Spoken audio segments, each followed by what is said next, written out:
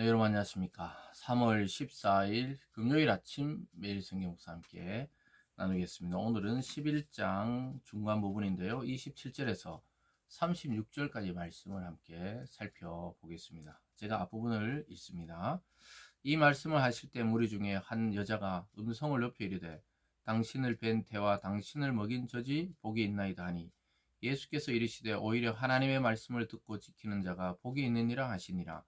우리가 모였을 때 예수께서 말씀하시되 이 세대는 악한 세대라 표적을 구하되 요나의 표적밖에는 보일 표적이 없나니 요나가 니느웨 사람에게 표적이 된과 같이 인자도 이 세대에 그러하리라. 아멘.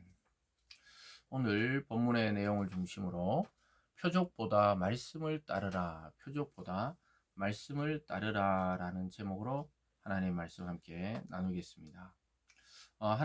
예수님께서는 오늘 본문에서 사람들이 이 악한 세대라고 이야기하고 있습니다. 그것은 하나님의 아들이신 예수님이 이 땅에 왔는데도 불구하고 그들은 그동안 예수님이 귀신을 쫓고 병든 자를 고치고 복음을 전파하는 것을 보고서도 계속해서 표적을 구하고 있습니다. 이 표적이란 것은 기적이라고 말할 수도 있겠죠.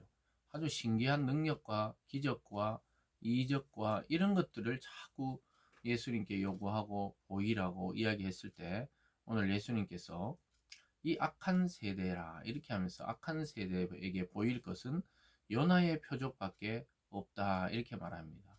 요나는 구약 성경에 나오는 요나서에 나오는 요나 선지자를 말합니다. 그는 하나님의 명령을 따라 니느웨 성으로 가라 했는데 그는 그 명령을 받들지 아니하고 자기들과 원수 같은 나라인 니느웨가 구원을 받는다는 걸 도저히 자기는 용납하지 못하고 다시스로 가는 배를 탔다가 큰 풍랑을 만나가지고 그 풍랑에서 자기가 자기 때문인 줄 알고 자기를 들어서 바다에 던지라 이렇게 해서 바다에 던져지고 큰 물고기 뱃속에서 3일 동안 3일 밤낮을 지내고 어떻게 살아나게 됩니다. 그런 선지자의 표적밖에 없다고 구약 이 요나 선지자를 이야기하는 것이죠. 예수님께서는 이것은 아주 자기의 죽음과 부활에 대해서 비유적으로 말씀하신 것과도 같습니다.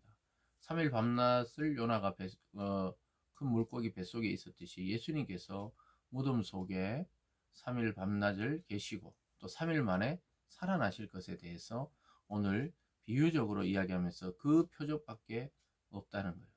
그것은 곧 본인의 죽음과 다시 살아나심을 암시하고 있기도 합니다. 어쨌든 이 시대가 참 악하다고 이야기하고 있습니다. 29절 중간에 뭐냐, 이 세대는 악한 세대라 표적을 구하되 요나의 표적밖에는 보일 표적이 없나니 이렇게 말씀하고 있습니다. 사랑하는 여러분, 예수님께서는 이 땅에서 수많은 말씀을 하셨는데 사람들은 눈에 보이는 기적과 표적과 이적, 즉 그런 것들만 자꾸 요구하고 있다는 것을 알게 됩니다. 사람의 한계죠. 눈에 보이는 기적과 병이 낫고 또 환자가 막 벌떡벌떡 일어나고 이런 것이 보여야 자기는 꼭 믿으려고 하는 사람들이 있는데 예수님께서는 참 악한 세대다 이렇게 평가하고 있습니다. 그러면서 32절에 심판 때 니느웨 사람들이 일어나 이 세대 사람을 정죄하리니 이는 그들이 요나의 전도를 듣고 회개하였음이거니와 요나보다 더 큰 이가 여기 있느니라. 예수님께서는 심판 때에 니느웨 사람들이 일어나 이 세대 사람을 정죄한다는 거예요. 왜냐하면 요나의 그 이야기를 듣고 원수 같았던 니느웨 사람들이 회개하고 하나님께 막 옷을 찢고 금식하며 회개하는 장면이 요나서에 가면 나옵니다. 예수님께서 구약의 말씀을 인용하시면서 그들은 듣고 회개했는데 이 시대는 예수 그리스도가 와서 이야기해도 이렇게 회개하지 아니하고 표적만 구한다고 책망하고 계시면서 요나보다 훨씬 더 큰 사람이 지금 자기 자신이라고 말씀하면서 여기 있느니라 이렇게 말씀하고 있는 것입니다. 요즘도 사람들은 뭘 보여주면 또 하나님이 나타나면 또 나에게 직접적으로 어떤 음성이 들리면 믿겠다 이렇게 생각하는 사람들도 많이 있는데요. 그것보다는 말씀으로 돌아가야 돼요. 이 하나님의 말씀을 듣는 것이 가장 큰 기적이고 표적이고 또 복이라고 이야기합니다. 예수님께서 앞으로 돌아가 보면요, 27절과 28절에 아까 처음 읽었던 데서 예수를 딱 보면서 어떤 여인이 알아본 거예요. 당신을 배었던 태, 즉 마리아의 뱃속에 있었잖아요. 벤 태와 당신의 먹인 젖이 복이 있다. 즉 그의 어머니가 참 복되다. 당신을 낳은 사람, 뱃속에서 또 잉태해서 기른 사람, 그 사람은 참 복이 있습니다. 이렇게 소리치니까 예수님이 하신 말씀이 28절에 예수께서 이르시되 오히려 하나님의 말씀을 듣고 지키는 자가 복이 있느니라. 진짜 복이 뭔지 아느냐? 하나님의 말씀을 듣고 순종하고 지키는 자가 진정한 복이라고 이야기하고 있습니다. 요 앞에 우리 사건에서 어느 율법사가 찾아와서 예수님을 시험하려고 했을 때 예수님께서 네가 알고 있는 그 율법을 실천하라. 또 선한 사마리아인의 비유를 통해서 누가 진정한 이웃이고 사랑을 실천하는 자냐 가르치고 나서는 너도 그와 같이 행하라. 이렇게 말씀하셨습니다. 그래서 말씀을 아는 자는 듣는 자고 지키는 자입니다. 이 무슨 말이냐면요. 우리가 듣기만 하고 지식적으로 알고 있는 그 알미란 것은 그냥 머릿속에 있는 하나의 지식에 불과하죠. 근데 알미 삶으로 나올 때 능력이 되고 또 그 자체가 기적이 되고 그 자체가 복된 삶이 되는 것입니다. 그래서 여러분 말씀을 많이 듣는 것도 아주 중요합니다. 들어야 합니다. 들어서 그것이 내 말씀이 되어서 내 삶의 실제적인 내 회사와 사회와 또 내 사업터에서 적용이 될 때 능력을 맛보고 기적을 맛보게 됩니다.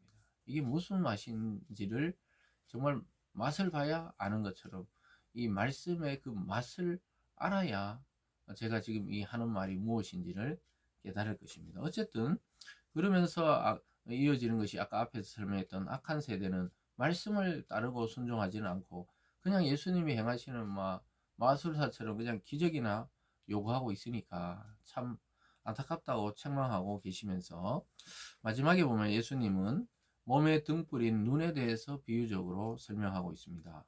33절로 가보면요. 누구든지 등불을 켜서 속에나 말 아래 두지 아니하고 등경 위에 두나니 이는 들어가는 자로 그 빛을 보게 하려 함이라.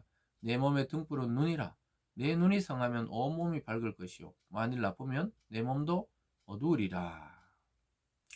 그래서 여기 등불이라 이러겠는데 등불은 예수님을 상징한다고 말해도 되겠죠. 그 등불을 켜서 누가 예전에 보면 이 쌀이나 곡식을 재는 이게 되가 있고 말이 있죠. 한 말, 두 말 할 때 그거 말로 누가 등불을 이렇게 덮여주게 있느냐는 거죠. 등경 위에 탁 달아가지고 그 빛을 보게 하고 또 그 빛을 전파하는 것이죠. 그런 것처럼 우리가 등불이신 예수님을 만나지 않고는 우리 인생이 어둡다는 거예요. 길이 어딘지를 몰라요. 빛이신 주님을 만나지 않고는 우리 인생도 우리 영혼도 갈 길을 잃고 방황하게 되지만 등불이신 주님을 만날 때 온몸이 성하게 되듯이 우리 모든 영혼이 살아난다는 것이죠. 그래서 우리 몸의 등불, 즉 예수님을 만나야 하는 것이죠. 거기에 34절에 내 몸의 등불은 눈이라 하잖아요. 우리가 눈이 없이 아니면 완전히 눈 시력을 잃어버린 상태에서 걸어가면 암흑천지입니다. 어디가 어딘지 분간이 안 되는 것처럼 그리스도라는 이 등불 그분을 우리의 눈으로 삼고 인생을 살고 또 어떤 계획을 하고 또 우리의 실제적인 삶에서 그분이 인도하심을 간구할 때 우리의 눈이 되신 등불이 되신 주님이 인도하신다는 것이죠. 그렇지 않으면은 네 몸도 어둡다. 우리 영혼이 어두운 것이죠. 그래서 예수님은 높이 들린 등불처럼 모든 이들에게 자신의 빛을 지금 또 비춰주고 있습니다. 여러분 이 말씀을 듣고 곰곰이 생각해 보세요. 우리 인생이 왜 답답하고 때로는 좌절되고 때로는 길이 보이지 않는 것 같죠? 주님이 내 눈에 내 삶의 등불이 되지 않고 내 몸에 이 눈이 어두워진 것처럼 주님의 빛이 내 삶에 희미해졌을 때 그런 일이 발생하는 것이죠. 그러면서 35절에 그러므로 내 속에 있는 빛이 어둡지 아니한가 보라. 내 온몸이 밝아 조금 더 어두운 데가 없으면 등불의 빛이 너를 비출 때와 같이 온전히 밝으리라 하시니라. 등불의 빛처럼 이 눈이 밝으면 온 세상이 다 보이고 분별되듯이 주님이 우리의 등불이 되고 눈이 되면 온 세상의 것들이 원리가 보이고 이치가 보이고 또 삶의 길이 보이고 또 사업에 지혜가 생기고 인간관계가 열려지게 되고 이게 못 보니까 쏟고 못 보니까 일이 안 되고 못 보니까 전진할 수 없고 그런 것이죠. 사랑하는 여러분, 그래서 오늘 주님은 전체적으로 볼 때 이 악한 세대는 말씀을 따르지 않고 기적만 자꾸 요구하고 있고 진짜 등불이신 주님은 자꾸 뒤로 밀어놓고 그런 기적이나 요구하는 그러한 사람들을 보며 안타깝고 악한 세대라고 말하고 있습니다. 우리들이라도 말씀을 아는 자, 주님을 아는 우리들이라도 말씀에 순종해서 빛의 자녀와 빛의 제자답게 우리가 서 있는 그곳에서도 작은 빛을 또 주님의 빛을 비출 수 있는 그러한 하루 되시기를 주님의 이름으로 축원합니다. 기도하겠습니다. 사랑의 하나님 아버지, 사람들은 듣지 않고 순종하지 않고 그저 한 방에 큰 기적과 능력을 자꾸 요구하고 있습니다. 주님은 악한 세대라고 표현하고 책망하고 있습니다. 하나님 아버지, 우리도 때로는 이 믿음이란 것을 자꾸 요술방망이처럼 생각하고 기적만 바라보고 있는 것은 아닌지 다시 돌아보게 하시고 하나님의 말씀이 내 인격이 되고 내 삶의 등불이 되어서 그 길을 따라 순종하는 삶이 진짜 복이라고 말씀하셨듯이 우리 또한 그렇게 살아갈 수 있도록 인도하여 주시고 말씀이 우리 인생의 등불이 되어 주시옵소서. 감사드리며 예수님 이름으로 기도드리옵나이다. 아멘.